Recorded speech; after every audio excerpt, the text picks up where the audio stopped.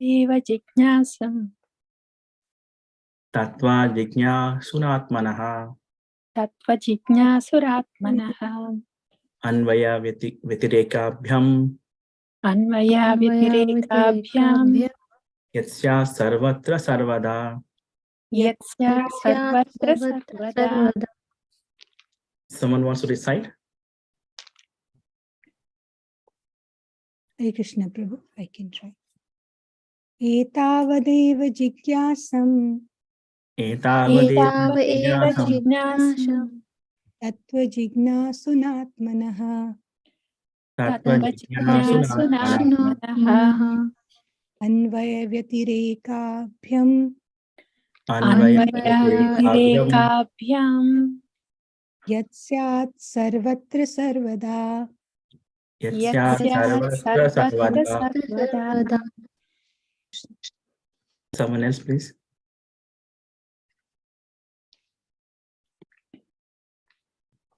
Hare Krishna Prabhu. Hare Krishna. Etavad eva jignasyam Etavadeva jignasam Jignasyam tattva jignasunatmanaha Tattva tattva jignasuratmanaha jignasunatmanaha anvaya vyatirekabhyam anvaya Vitirekabhyam vyatirikabhyam yatsyat sarvatra sarvada. Yatsya yatsya Sarvatra sarvatra Sarvada. sarvada. Thank you, Prabhu. Thank you. Translation. A person who is searching after the supreme absolute truth, the personality of Godhead, must certainly search for it up to this in all circumstances, in all space and time, and both directly and indirectly. So this is the fourth verse of Chaturshloki, the last one. Here, these verses are spoken by Lord Krishna to Lord Brahma, and this is the last verse he mentions, and after this he leaves, so that Brahma can start his Visarga, the secondary creation, his creation of the universe. Yeah. So in this verse, it says, Etava Deva Jignasam, means one must certainly search for it. Search for what? Search for Krishna. What does it mean, searching for Krishna? Searching for Krishna means searching that who is Krishna and what is my relationship with Krishna, and who am I? Like rasa, basically, what is my relationship with Krishna? Rasa. That is what we are searching for. So for that, we need to search in all circumstances, in all space and time, both directly and indirectly. So this is very packed words. Actually, it is like we are trying to see the whole ocean with one eye. It is like that. Now we cannot see. So this verse of this Chaturshloki is completely packed of spiritual transcendental knowledge. Krishna speaks this, and these are basically answers to Lord Brahma's questions. So when Lord Brahma came out of Krishna's abdomen on lotus flower, he was alone, and he didn't know. It was all dark, and he didn't know where to go, what to do. He was a little bit bewildered. Then he just sits down and starts praying. Then he hears the word tapa. The word tapa means to do penance, to do austerity, and that is spoken by Krishna. Krishna gives him that order to do tapa. So for next 10,000 celestial years, he does the tapasya. Then Lord appears to him, and Lord is so pleased that when he opens his eyes, he sees himself. Lord Brahma sees himself in Vaikuntha. Because he's so pleased that Lord has allowed him to enter into his personal space, because he is he has become his devotee. He's pleased with him. So when we please Lord, then he will allow us into his personal space, which is very difficult to attain. Since we are far disconnected from Lord, we cannot see his personal space, what he does, how he dwells there, what are his pastimes. It's not so easy without Lord himself allowing us into that space. So, an intelligent person, Bhagavatam in 12th canto, it says that Sumedha Saha, one who is intelligent, what he does is he wants to please the Lord and enter into his personal space. And this actually we don't know, as a residents of this material world, we don't know. Then who will give us this information? The Guru gives that information. So Guru tells that what you should be searching for, not dharma, artha, kama, moksha, not dharma, artha, kama, moksha, not karma yoga, not karma, not jnana, dhyana, or anything else. So you should be searching for bhakti, Krishna through bhakti. That is what Guru does. He is a transfer medium between Krishna and the Jiva. So when we follow that instruction by chanting Hare Krishna Mahamantra or doing Harinam Sankirtan and meditating on Krishna's Naam, Rup, Gun, Lila, Krishna becomes pleased. He becomes pleased, and he allows us into his personal space.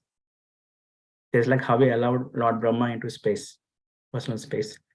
And when you enter there, you become part of that personal space. You will not come back here again, because you become antaranga to Lord.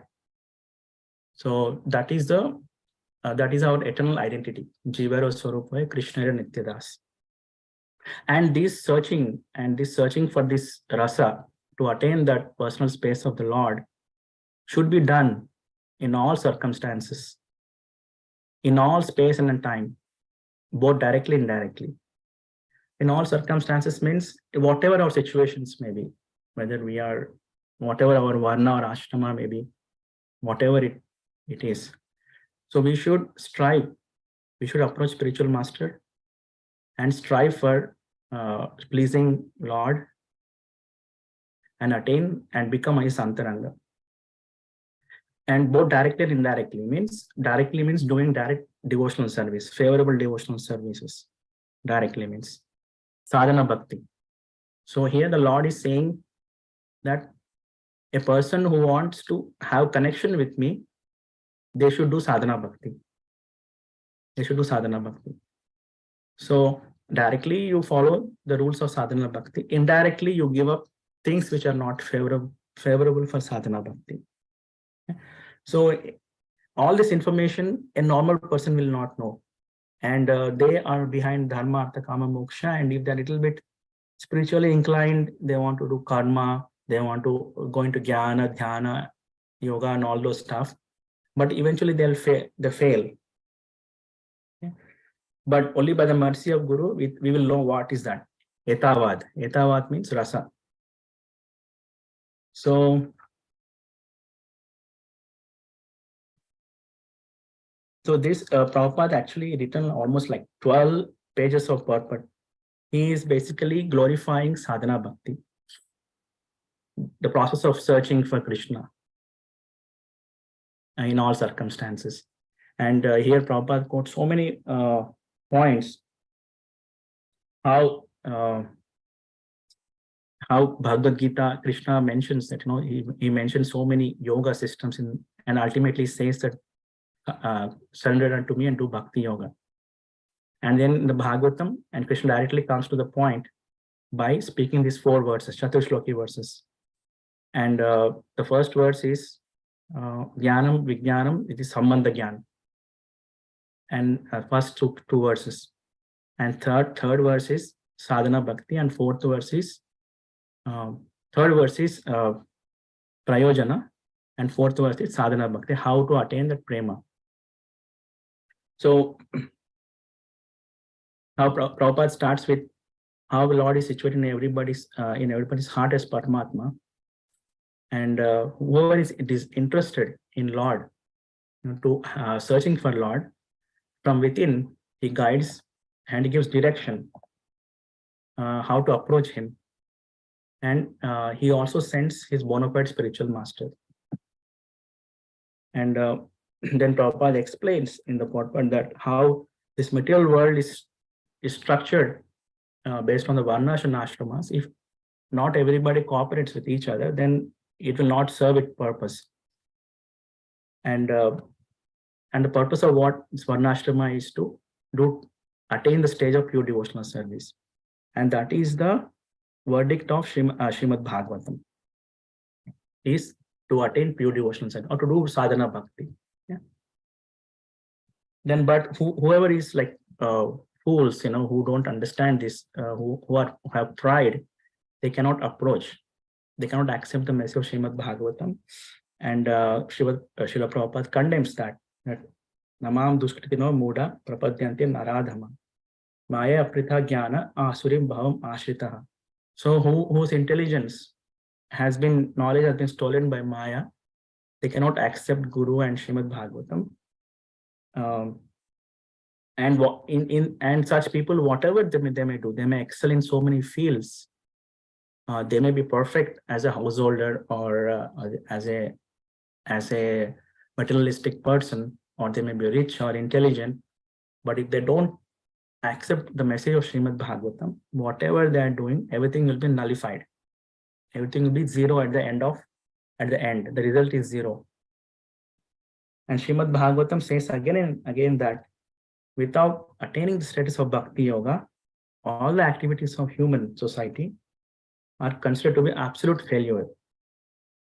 So we may do big social services and all these things, but if we don't connect that to Krishna, if that doesn't entail us to find the rasa with Krishna, then it is all absolute failure, not like partially failure or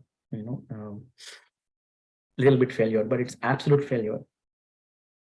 So if the general population is blinded to self-realization, then all his material activities will be just a burden on him, and it will cause his mind to be bewildered and disturbed.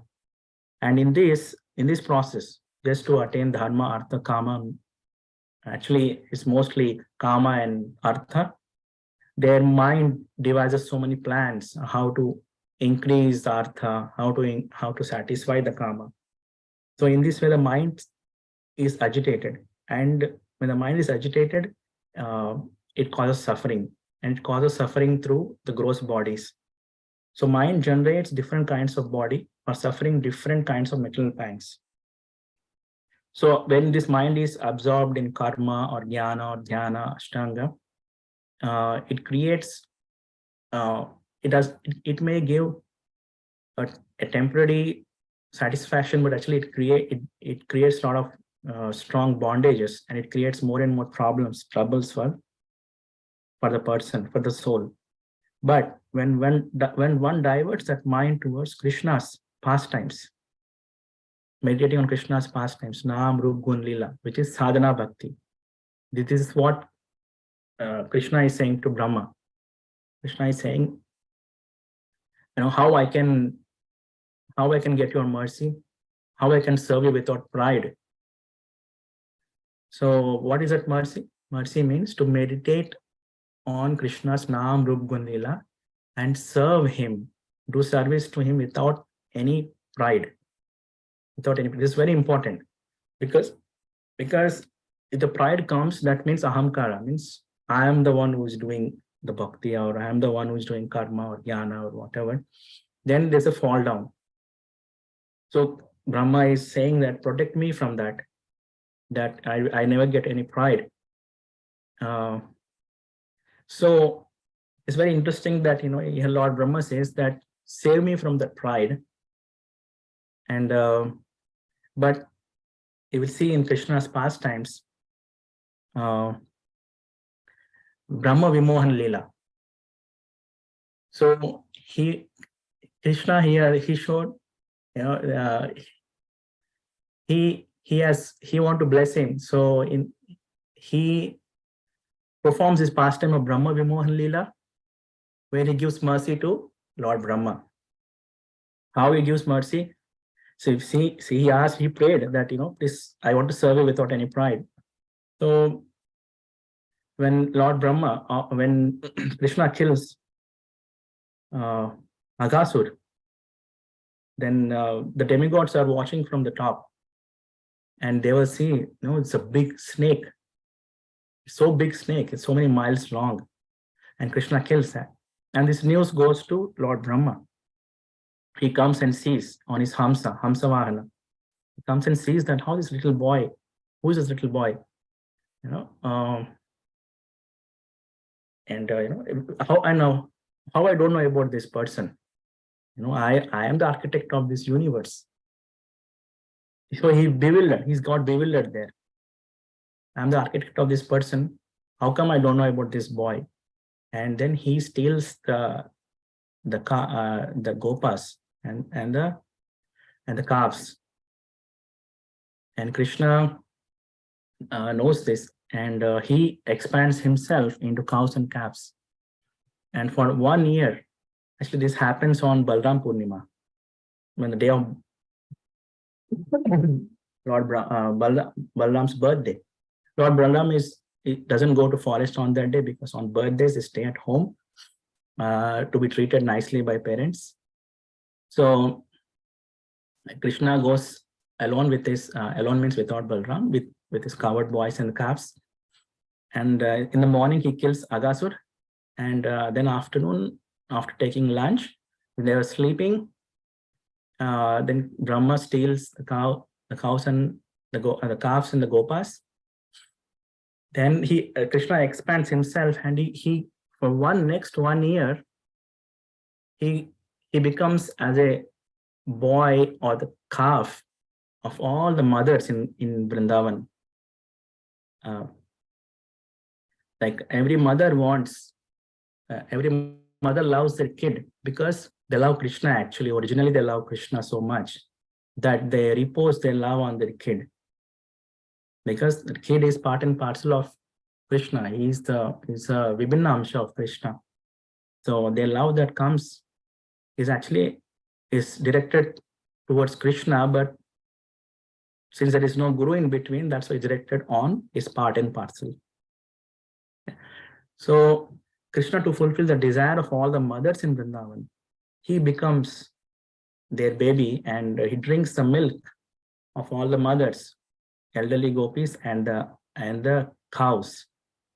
And in this way, they all exchange this rasa of Vatsalya for 1 year. Actually, that is a primary reason why Krishna lets Lord Brahma to come into the pastime and steal the cows and calves and the gopas.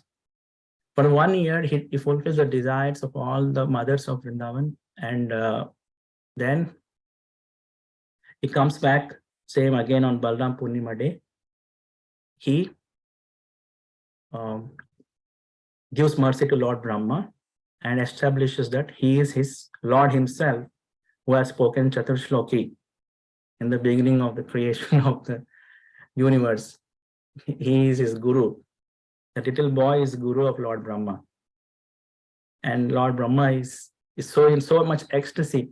He does Abhishek, and he cries and he weeps, and he says, I'm sorry, my dear Lord, I was not able to serve you properly.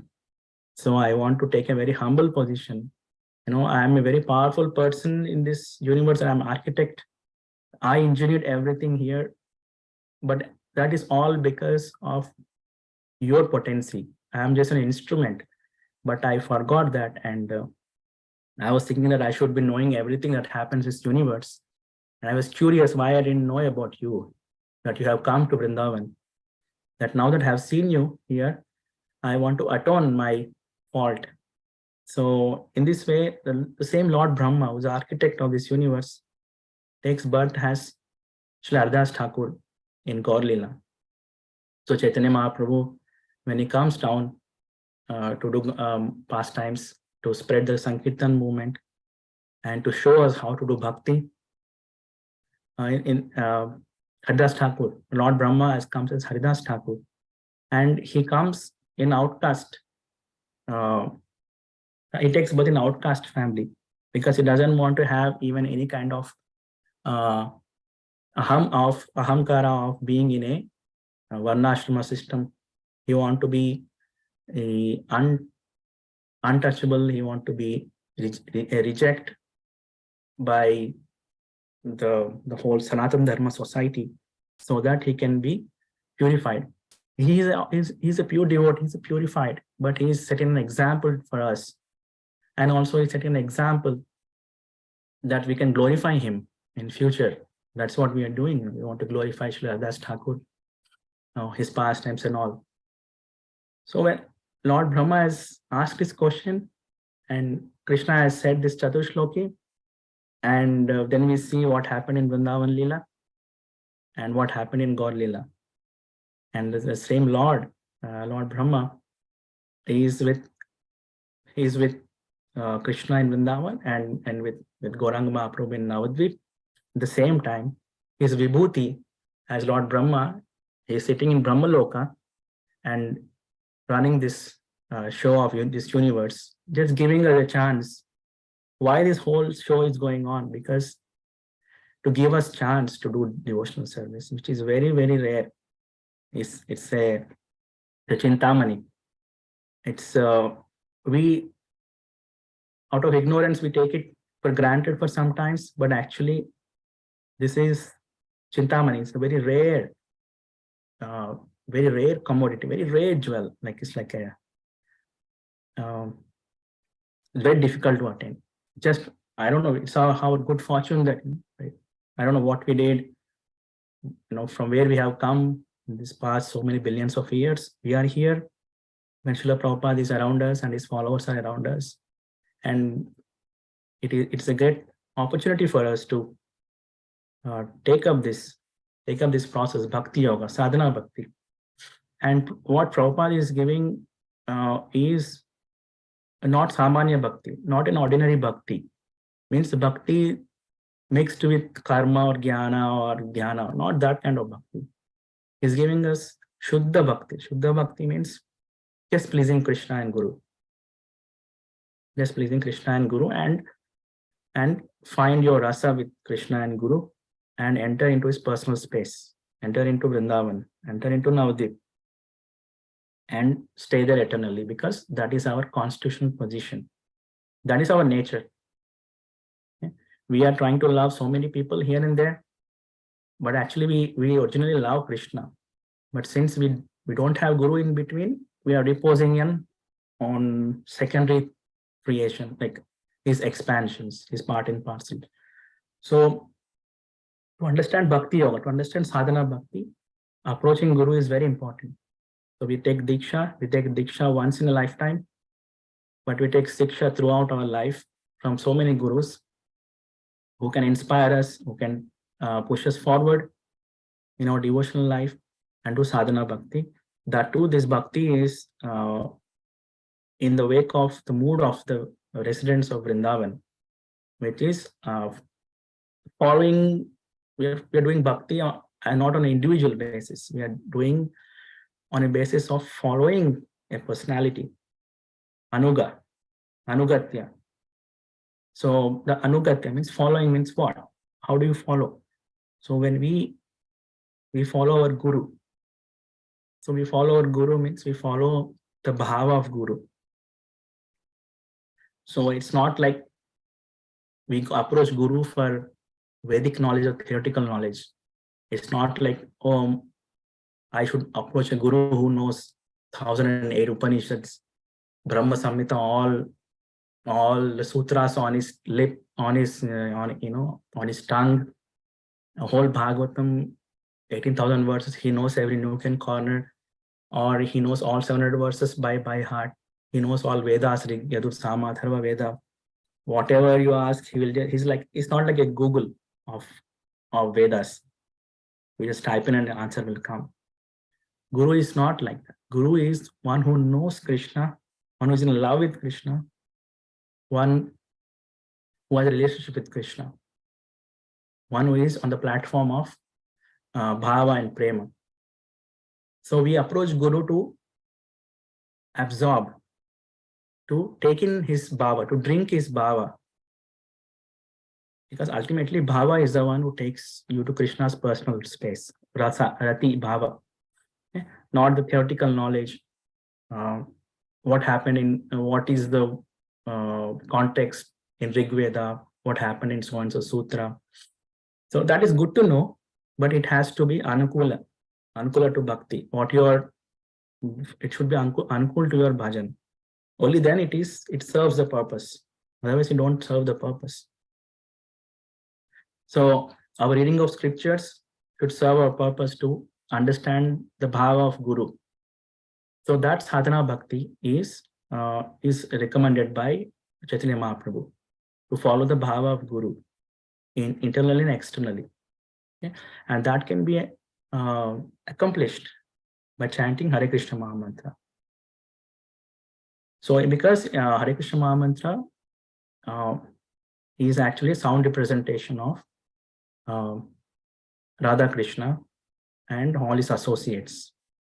You will find his name when Hare Krishna Maha Mantra is unpacked. He has name of Krishna and his form, not only his form, but all his forms of all his followers and his holy places.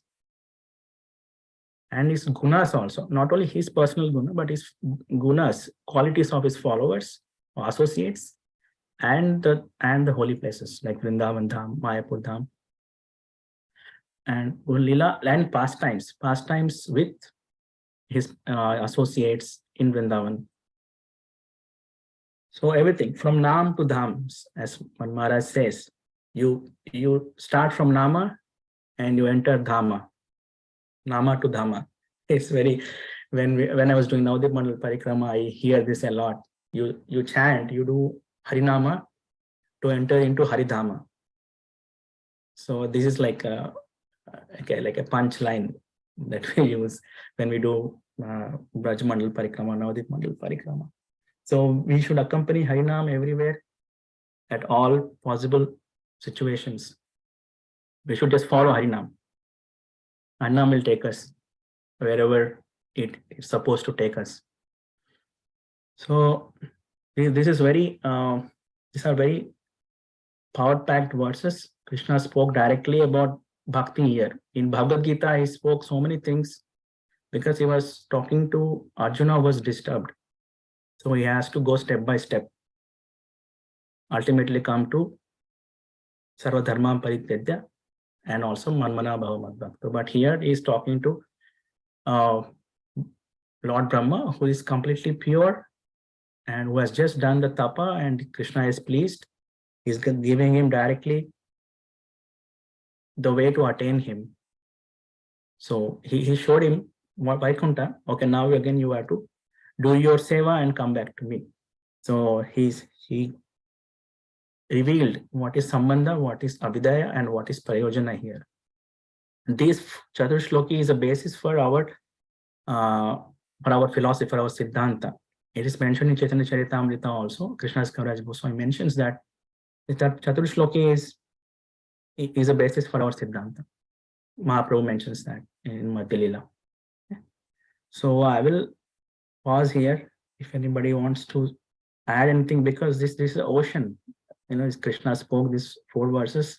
It's a seed verses, and everything has unpacked from here. All our acharyas and Vyasadeva and everybody has unpacked from these 4 verses. Whole Bhagavatam is still being unpacked actually. Unpacking has not stopped yet. We think that it's just 18,000 verses of Bhagavatam, but Bhagavatam is going on eternally. The unpacking is happening and it will continue, and eventually, hopefully, we all will be part of that unpacking. That is what Srila Prabhupada wants. Chaitanya Mahaprabhu wants that everybody becomes Guru and deliver everybody, make everybody Guru. So a Guru is a good disciple. So we have to be a good disciple, then we become good Guru. In that way, everybody becomes delivered. So I'll pause here. Anybody have any questions or comments? And I strongly suggest that you read entire purport of Srila Prabhupada. He had mentioned so many things here. It's 12 pages purport. So many verses from different Puranas, Skanda Puran, Garuda Puran. So yeah, please go through these verses. Actually, this Chaturshloki should be studied very carefully.